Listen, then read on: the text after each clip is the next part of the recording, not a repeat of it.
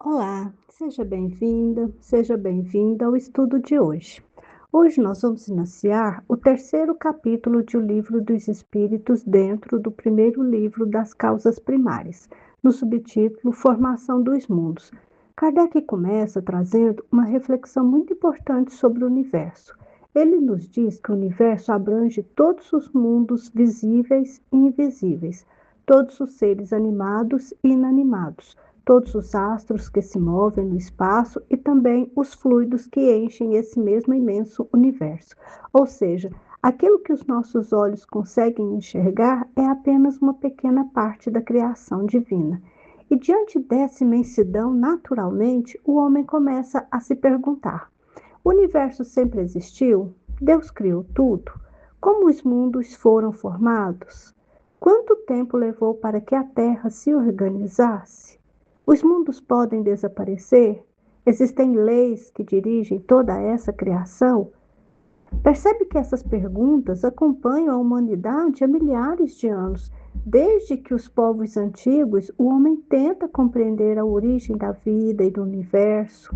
E no próprio Antigo Testamento, encontramos a linguagem simbólica da criação em 6 dias, né, quando se diz, faça-se a luz.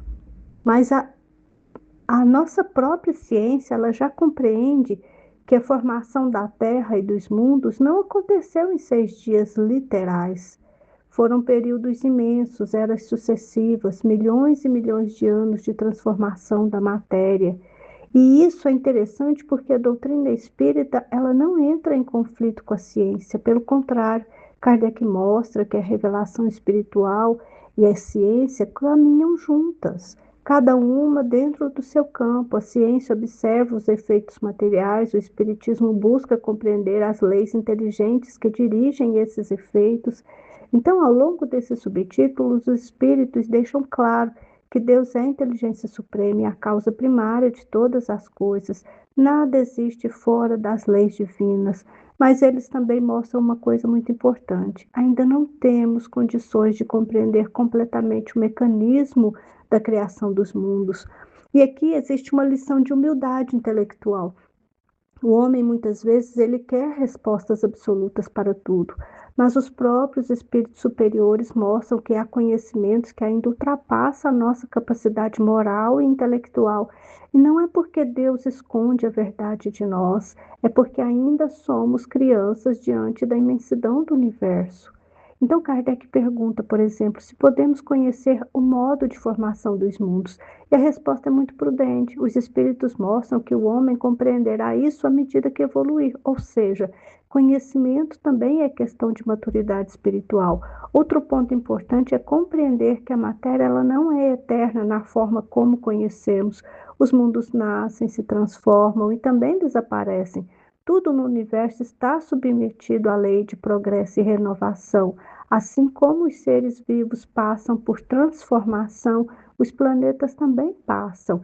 Então, a Terra teve um começo material, está em processo de transformação e um dia também terá outro estado. Nada fica parado no universo, tudo se move, tudo evolui, tudo se transforma sob as leis divinas. Isso também nos ajuda a combater o orgulho humano, porque às vezes o homem acha que a Terra é o centro da criação, que tudo gira em torno dele. Mas quando olhamos para a imensidão do universo, percebemos o quanto ainda somos pequenos em conhecimento. E, ao mesmo tempo, isso não deve nos desanimar. Pelo contrário, mostra o quanto ainda temos para aprender e evoluir. Cada descoberta da ciência, cada avanço do conhecimento, vai pouco a pouco revelando a grandeza das leis de Deus.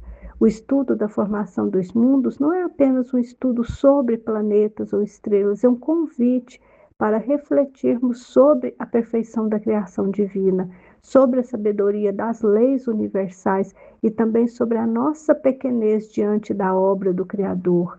E talvez a maior lição deste subtítulo seja justamente essa: quanto mais o homem avança no verdadeiro conhecimento, mais ele percebe que ainda tem muito a aprender. Até o nosso próximo estudo.